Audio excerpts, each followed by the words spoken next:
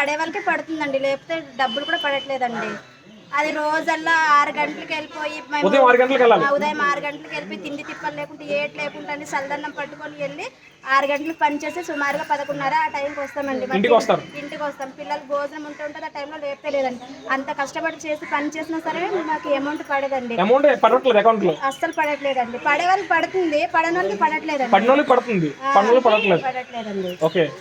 మరి దాని మీద ఆధారపడి మేము వెళ్తున్నాం కదండి. మరి అందులో మాకు ఎంతో కొంత పడితే మా కుటుంబానికి, మేము పిల్లలకి గట్రా ఏదో ఒకటి చదివించుకోవడం దేనికో దానికి యూజ్ అవుతుంది కదండి.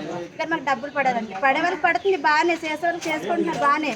అది పొద్దున్న కష్టపడుతున్నామండి. ఇప్పుడైతే మళ్ళీ ఫేస్ వాళ్ళ ఫోటోలు పెట్టారండి. పొద్దున్న 6 గంటలకు వెళ్ళిపోయి ఫేస్ వాళ్ళ ఫోటో తీయించుకొని మళ్ళీ అటు నుండి వచ్చి మళ్ళీ 10 గంటలకు వెళ్ళి ఫోటో తీయించుకోవాలండి. తీయించుకుంటేనే అది పడుతుంది, పడని వాళ్ళు పడట్లేదండి. ఆ ఫోటో కూడా పడే వాళ్ళకి పడుతుంది, లేకపోతే లేదండి. ఆ సిస్టమ్ రావడం వల్ల కూడా మాకు చాలా ప్రాబ్లంగా ఉందండి. ఓకే. డబ్బులు పనులతో పడుతుంది, ఫోటో అనేది సిస్టమ్ అనేది అంతా రూల్స్ ప్రకారం ఉంది. మీకు ఇబ్బంది పడుతున్నారు దానివల్ల. నిజంగా సార్, నిజంగా పవన్ కళ్యాణ్ సార్, నిజంగా ప్రజలు చాలా ఇబ్బంది పడుతున్నారు సార్. వాళ్ళు పని చేస్తున్నారంట.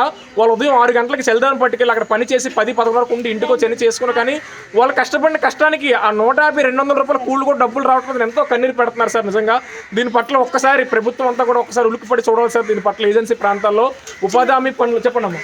చాలా చిన్న చిన్న పిల్లలకి ఇంట్లో వదిలేసి వెళ్ళిపోతున్నామండి. ఇప్పుడైతే హాలిడేస్ కాబట్టి పిల్లలు ఇంట్లో ఉంటున్నారు.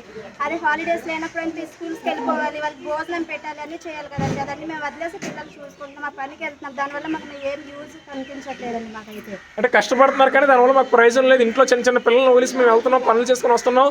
నిజంగా దానివల్ల మేము అంటే పని అయితే చేస్తున్నాం కానీ పనికి తగ్గ ఫలితం మేము పొందట్లేదు అంటున్నారు సార్. నిజంగా మరి ఒక్కసారి మరి ఎవరికైతే అమౌంట్ పడట్లేదు ఒక్కసారి మీరు కొంచెం అధికారులతో మాట్లాడే అమౌంట్ అంతా కూడా పడేలా చేస్తారని కోరుతున్నాం సార్. సరిపోతుంది కదా, అమౌంట్ పడితే మీకు సంతోషమే కదా. అంటే మీరు పడిన కష్టానికి ఆ 150-200 మీ అకౌంట్లో పడితే చాలు సార్. నిజంగా ప్రజలందరూ అదే కోరుకుంటున్నారు sir. CM sir, deputy CM sir, నిజంగా అమౌంట్ అనేది వీళ్ళ అకౌంట్లో పడితే వాళ్ళు నిజంగా 150-200 కూలికి ఉదయం 6 గంటలు వేసి పిల్లల్ని వదిలేసి వంటలు చేయకుండా వెళ్ళి గంజన్నం పట్టుకుని అక్కడ చేసుకొని మధ్యాహ్నం వచ్చి ఆ 100 రోజులు ఆ జాబ్ కార్డు నుంచి పేరు ఎలా నిలబెట్టుకొని కష్టపడినా వచ్చిన వాళ్ళకి డబ్బులు వస్తున్నాయి కానీ వీళ్ళు ఎవరు రావటం ఎంతో కన్నీరు పెడుతున్నారు సార్. అమ్మా చెప్పండి అమ్మా.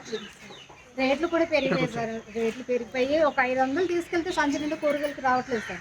అన్నీ 50 రూపాయలు, అన్నీ 50 రూపాయలు సార్. ఇంకేం తింటాం సార్, కొనుక్కొని చాలా ఇబ్బంది అయిపోతుంది సార్. రేట్లు కూడా మండిపోయి. అంటే మీరు రేట్లు తగ్గాలి, మీకు పనికి తగ్గ డబ్బులు కూడా రావాలి కూరగాయలు కొని తినలేకపోతుంది సార్. గింజనమే ఒక్కొక్కసారి గింజన తింటాం. అంటే నిజంగా